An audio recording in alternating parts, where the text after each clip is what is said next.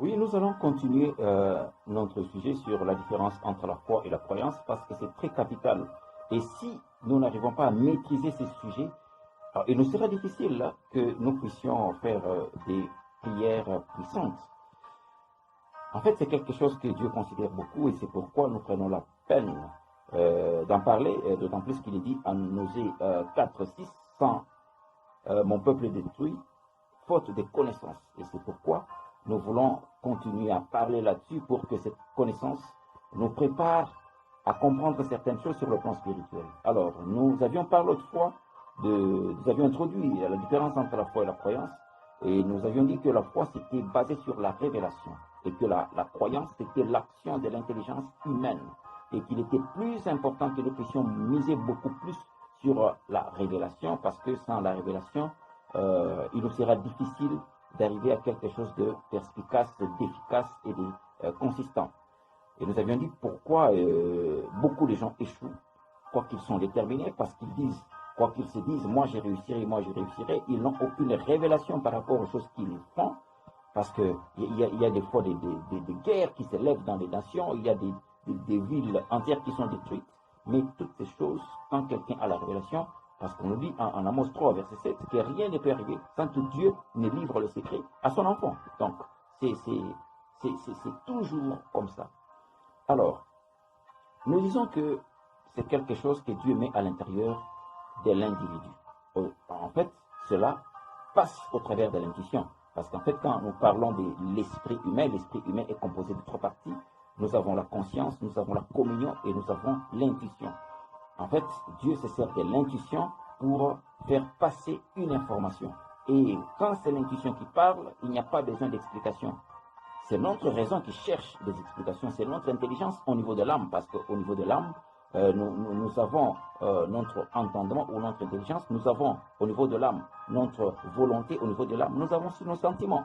Et plus loin nous allons développer ces choses, parce qu'il faudra les connaître pour que nous puissions savoir exactement où nous nous situons dans notre marche spirituelle. Nous pouvons prétendre avancer, mais nous n'avions même pas fait le moindre pas sur le plan spirituel. C'est exactement ce que Paul disait en 1 Corinthiens 3 au verset 1. Il disait, vous qui devriez être de maîtres, vous qui devriez être des anciens, des experts et des professionnels, mais vous êtes encore au niveau du lait.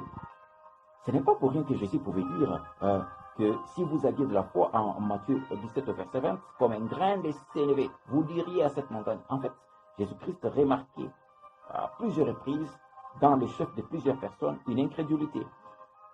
Alors, parlons un peu de cette femme que nous retrouvons en Luc 8, 42 à Matthieu 9, 21. C'est la même histoire de cette femme qui souffrait pendant longtemps et elle ne faisait que perdre du sang. Pendant 12 années, elle était dans les hôpitaux. Elle a vendu son bien, elle a perdu son argent. Et en fait, à un certain moment, elle est restée bredouille et il se disait, mais qu'est-ce que je peux encore faire après avoir tout dépensé? Mais ce qui est beaucoup plus important, c'est qu'elle se disait en elle-même. Vous voyez, on nous dit en Philippiens 2,13 que c'est Dieu qui produit en nous le vouloir et le faire selon son bon plaisir. Et ici, je suis au niveau de la révélation.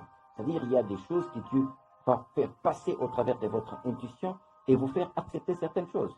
Ne vous en faites pas. Croire en Dieu, ce n'est pas votre décision personnelle. Parce qu'il dit en Jean 6,44 que nul ne peut venir à moi si mon Père ne l'attire. Donc il y a toujours quelque chose que Dieu peut commencer à produire à l'intérieur de la personne. Et exactement c'est ce qui s'est passé. Cette femme commençait à se dire au-dedans d'elle-même que si et seulement si je puis seulement toucher le bord de son vêtement, je serai guéri. Bon, vous voyez, juste au début, j'avais parlé autrefois de la croyance qui était l'action de l'intelligence humaine. C'est-à-dire, la croyance était basée sur des choses que nous avions vues ou que nous avions expérimentées. Mais cette femme, où avait-elle vu quelqu'un toucher le bord du vêtement de Jésus et être guéri? Ça, c'est elle.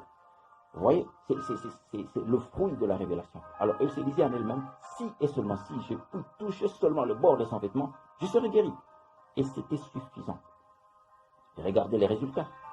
Quand elle a touché le bord du vêtement de Jésus, une puissance s'était dégagée. Et Jésus s'est mis à poser des questions. Qui m'a touché? Pourtant, il y a beaucoup de gens qui touchaient Jésus. Jusqu'au temps où les disciples ont dit à Jésus, mais maître, beaucoup de gens sont en train de te toucher, mais comment tu peux poser une telle question? Il a dit, quelqu'un m'a touché. C'est-à-dire, quelqu'un qui a la foi m'a touché. Quelqu'un qui a la foi vient de m'affecter. Quelqu'un qui a la foi vient de puiser quelque chose à l'intérieur de moi. Vous savez, quand vous vous approchez vers Dieu avec la foi, ça fait toute la différence.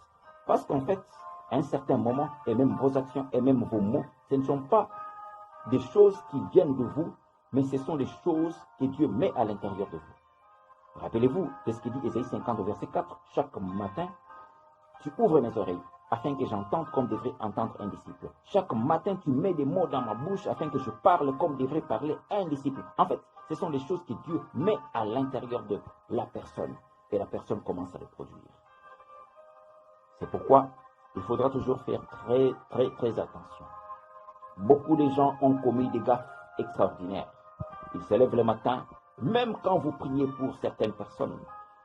On vous apporte un cas, on vous dit priez pour cette personne, mais prenez le temps de prier aussi. Qu'est-ce que Dieu vous dit par rapport à telle ou telle autre situation?